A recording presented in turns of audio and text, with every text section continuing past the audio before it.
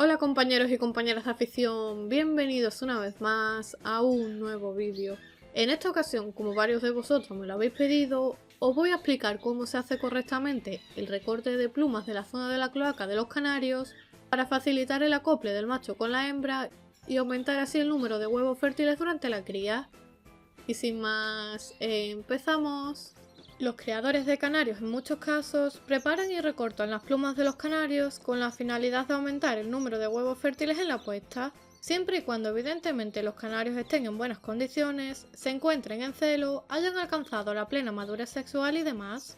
De todas formas, comentaros que este truco no es 100% necesario para que el canario pise correctamente a la hembra, no obstante lo podéis hacer sobre todo en el caso de canarios que tengan mucha pluma.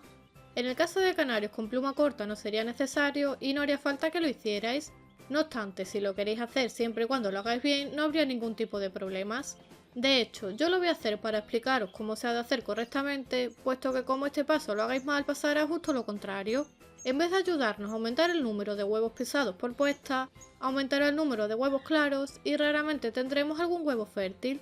puesto que la función principal de las plumas de la cloaca en el caso de los machos es guiar el esperma hacia el aparato reproductor de la hembra y si cortamos mal las plumas, pues estaríamos impidiendo que durante el apareamiento el canario insemine a la hembra correctamente, ya que recordemos que el apareamiento de las aves y la inseminación se produce solamente a través del contacto entre los órganos sexuales del macho y de la hembra, y si los canarios tienen mucha pluma, pues puede imposibilitar el apareamiento o mejor dicho la inseminación.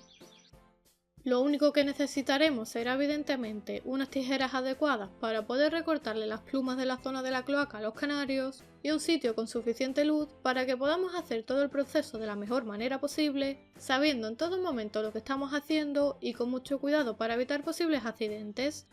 Como bien habéis leído y como os he dicho, y de hecho lo vuelvo a repetir, es simplemente recortar parte de las plumas de la parte superior del órgano reproductor. He leído en algún sitio a criadores que directamente le arrancan las plumas. Esto no os lo recomiendo porque el animal pasaría un mal momento y eso no me gusta, por lo que tenemos siempre que evitarlo. Y porque además estaríamos quitando las plumas que sirven de guía para guiar el semen hacia el órgano reproductor de la hembra. Por tanto, si arrancamos o recortamos mal las plumas del macho, impediremos que el semen llegue correctamente a la hembra, por lo que aunque veamos que el macho copula con la hembra no estaría inseminándola correctamente y probablemente tengamos muchos huevos claros en la puesta. En el caso de que recortéis más de la cuenta o quitéis directamente las plumas de la cloaca a la hembra, podríamos tener los mismos problemas, y además problemas en la futura incubación de los huevos porque no sea capaz de transmitirle y mantener la temperatura adecuada para el correcto desarrollo del embrión. Para recortarles un poco las plumas simplemente tendréis que coger con mucho cuidado a los canarios de esta manera, lo intentáis movilizar bien con suavidad y tener al animal controlado en todo momento, para evitar que durante el proceso se asuste por algún motivo y se mueva y podamos hacerle daño. Si es la primera vez que lo hacéis, pues os recomiendo que le pidáis ayuda a alguien y mientras uno se asegura de que el canario no puede moverse, el otro va recortando despacito y correctamente las plumas en la dirección adecuada, dependiendo de si es macho o hembra como veremos a continuación. En el caso de las canarias, simplemente tendríais que recortarle un poco las plumas de la cloaca por lo que os he comentado antes, y siempre respetando y teniendo en cuenta la posición que adopta la hembra durante el apareamiento, ya que hay ligeras diferencias y no se debe recortar por igual las plumas del macho y de la hembra. La idea en el caso de las hembras es retirarle un poco las plumas de la cloaca en esta dirección, y siguiendo el esquema que os muestra la imagen que os dejo por aquí, para que las plumas que sirven de guía al macho puedan entrar en contacto bien con el aparato reproductor de la hembra y pueda ser inseminada correctamente.